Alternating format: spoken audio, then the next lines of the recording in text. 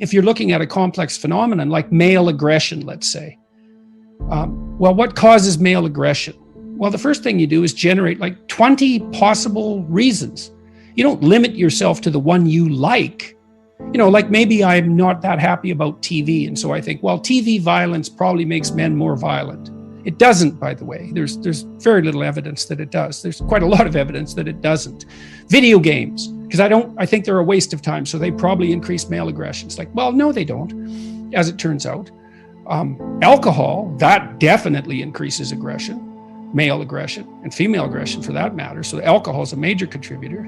Is it sociological? Is it cultural? Do you learn it? Is it biological? You generate all sorts of potential reasons. And you might also say, well, many of those reasons apply, not just one. And then you test them. And then the next thing you do, maybe you say, well, I want to decrease male aggression. Well, you don't assume that you know how to do that, and that if you do what you think you know that it will work. That's all ideological thinking. The real world is way too complicated to be pushed around by that kind of thinking. And poverty, well, what causes poverty? Well, what do you mean by poverty?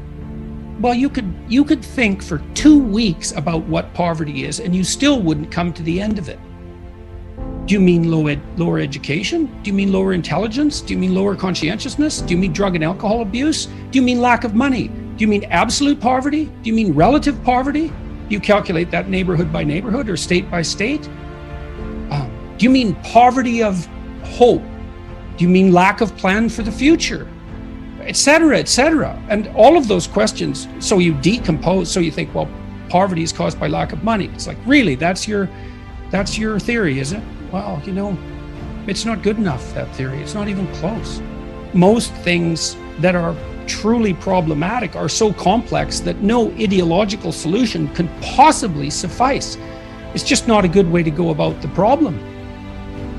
And then there's the other problem too, which is that, well, one of the terrible temptations of an ideology is that once you parse out the world and have your reasons why problems exist, so let's say poverty exists because of capitalism, which is a completely idiotic theory. I mean, poverty exists because people are born with nothing, and it's hard to acquire goods. So the default state is poverty. So it's not caused by any sociological system. So it's foolish to begin with. But let's assume that you think that poverty, or at least relative poverty, is caused by capitalism. Well, then you have a convenient enemy. You know, it's everyone who's a successful capitalist is now responsible for poverty, and then they're bad and you're good. And that's unearned moral virtue, and that's unbelievably attractive to acquire unearned moral virtue.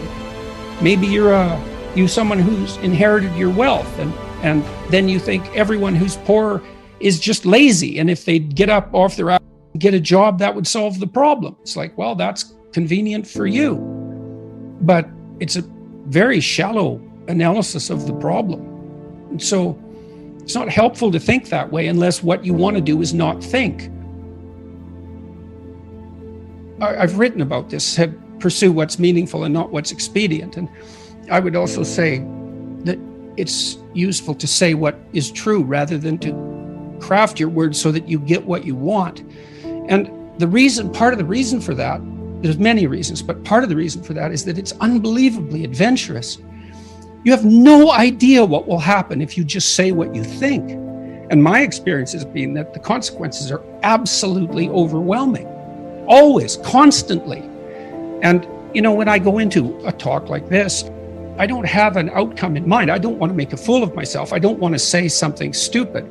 I want to engage in an interesting conversation, but I don't have an agenda other than that. But it's just to say what I feel in the moment as clearly as I possibly can.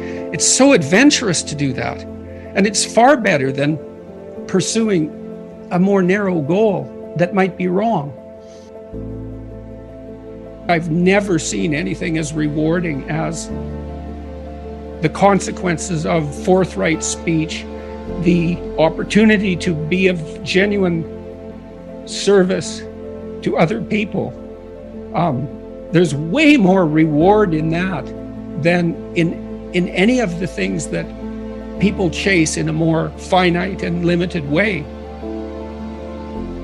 I would say, though, that with regards to the conflict between, let's say, miserable wisdom and happy ignorance, is that there's different forms of rewards to be found in different places.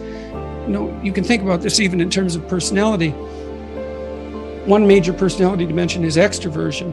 And the reason for that is that we have a pleasure circuit, and how active that is varies between people. That's what causes variation in extroversion. And we generally equate happiness with the activation of the circuitry that's associated with extroversion. And drugs like cocaine and amphetamines activate that circuit. But there's another personality dimension, which is openness. And openness is the creativity dimension, and there's pleasure to be derived from that as well. And so that's philosophical exploration and literary experience. And I suppose when you go to a movie, you experience a blend of those two things, especially if it's a rather complex movie. So there's different forms of engagement or pleasure to be found, and some of them are more akin to happiness, and some of them are more akin to meaning. And sometimes they come into conflict, but I think all things considered, they work best when they're working together. And I do strive diligently to, and I think that this has really been brought home to me. Look, I couldn't sit down. I literally couldn't sit down for almost a year.